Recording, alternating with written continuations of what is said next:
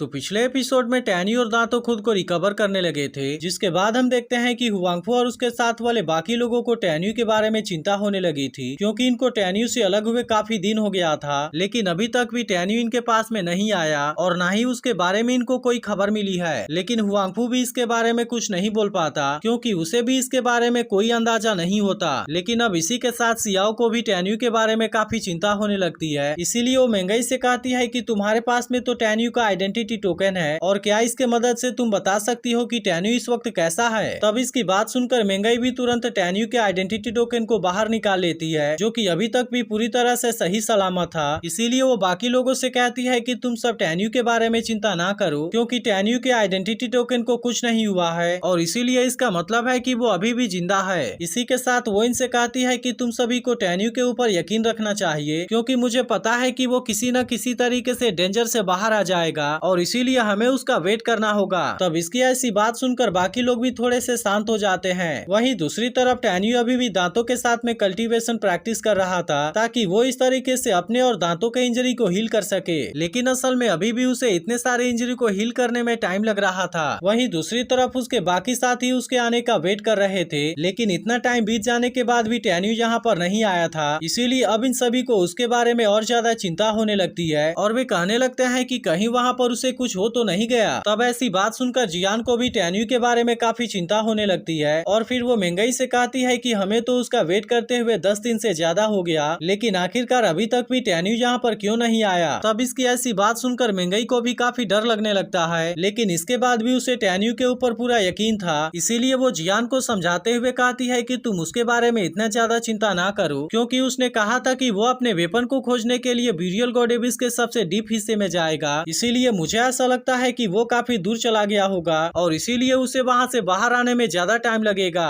तब इसकी ऐसी बात सुनकर बाकी लोग भी फिर से शांत हो गए थे और वे वहीं पर फिर से टैन्यू के आने का वेट करने लगे थे। वहीं दूसरी तरफ अब दांतो और टैन्यू ने अपनी इंजरी को हील कर लिया था और इसीलिए वे दोनों अब यहाँ से आगे की तरफ जाने के लिए रेडी भी हो गए थे। इसके बाद टैन्यू दांतों से कहता है कि अब तुम्हें इसके बारे में जल्दी करना होगा, क्योंकि हम फिर से ब्यूरियल गॉड एबिस के और डीप हिस्से में जाने वाले हैं। तब इसकी बात सुनकर दांतों भी इसका साथ देने के लिए रेडी हो गया था और फिर वे दोनों तुरंत यहाँ से आगे की तरफ जाने लगते हैं। अब इसी तरह से वे दोनों एक साथ में फ्लाई करते हुए आगे की तरफ जाने लगते हैं और इनको इसी तरह से आगे बढ़ते हुए लगभग 1 महीना गुजर जाता है, जिस बात से टैन्यू समझ गया था कि वे लगभग 200 माइल्स के डीप हिस्से में आ गए हैं और आखिरकार इस तरह से वे दोनों ट्रायल एरिया से भी बाहर आ गए थे। लेकिन अब इसी के साथ इसके बारे में टैन्यू को काफी हैरानी भी होने लगती है, क्योंकि जैसे जैसे वो यहाँ से आगे की तरफ जा रहा था उससे रास्ते में वहाँ पर कोई भी मॉन्स्टर नजर नहीं आ रहे थे और इसीलिए यह चीज उसे काफी अजीब लग रही होती है। लेकिन इसके बाद भी उसे इसके बारे में ज्यादा चिंता नहीं होती, क्योंकि वो किसी भी तरीके से वो यहाँ से अपने डिवाइन स्वॉर्ड को हासिल करना चाहता था और इसीलिए वो किसी दूसरी चीज के बारे में चिंता ना करते हुए यहाँ से आगे की तरफ जा रहा होता है। लेकिन तभी इसी बीच उसे रियलाइज होता है कि अब उसके पास में केवल 10% स्पिरिचुअल पावर ही बची हुई है, जिसके बारे में सोचकर वो थोड़ा सा परेशान होने लगा था और फिर कहता है अगर ऐसा ही चलता रहा तो या तो 5 दिनों में फिर से पूरी तरह से खत्म हो जाएगा। इसीलिए वो डिसाइड करता है कि वो इसके लिए बेस्ट स्पिरिचुअल स्टोन का यूज करेगा, ताकि वो इस तरीके से और भी स्पिरिचुअल पावर का यूज कर पाए। अब इसके बारे में सोचकर वो कहने लगता है कि मेरे पास में तो बहुत सारे स्पिरिचुअल स्टोन है, जिसके वजह से मुझे ऐसा लगता है कि यह चीज मेरे लिए काफी है और मैं इसका यूज करके इस जर्नी को बहुत ही आसानी से कंप्लीट कर पाऊंगा। अब इसी तरह से वो दांतों के साथ में लगातार यहाँ से आगे की तरफ बढ़ रहा होता है, जिसके दौरान हम देखते हैं कि इसके पास में से अभी भी स्पिरिचुअल पावर कंज्यूम हो रहा था, जो कि असल में स्पिरिचुअल स्टोन से कवर हो रहा होता है। लेकिन अब इसी के साथ वे आगे बढ़ते हुए काफी दूर आ गए थे और फिर टैन्यू कहने लगता है कि मैं तो अब 50 मिलियन माइल्स के अंदर आ गया हूँ, लेकिन अभी तक भी यहाँ पर मुझे कोई जिंदा चीज नहीं मिला और इसीलिए मुझे ऐसा लगता है कि यह चीज यहाँ पर काफी अजीब है। लेकिन आखिरकार इसके बाद भी वो इसके बारे में कुछ नहीं कर सकता था, जिसके बाद वो दांतों के साथ में फिर से इसी तरीके से आगे की तरफ जाने लगता है। लेकिन अब इसी के साथ उसके हाथ वाला स्पिरिचुअल स्टोन भी खत्म हो गया था, जिसके बाद वो फिर से एक नए स्पिरिचुअल स्टोन का यूज करने लगता है और फिर वो कहने लगता है कि अब तो 2 महीने में ट्रायल भी खत्म होने वाला है, इसीलिए मुझे ऐसा लगता है कि अगर मैं यहाँ से वापस जाना चाहता हूँ तो फिर तो इसके लिए भी मुझे काफी सारा टाइम लगेगा।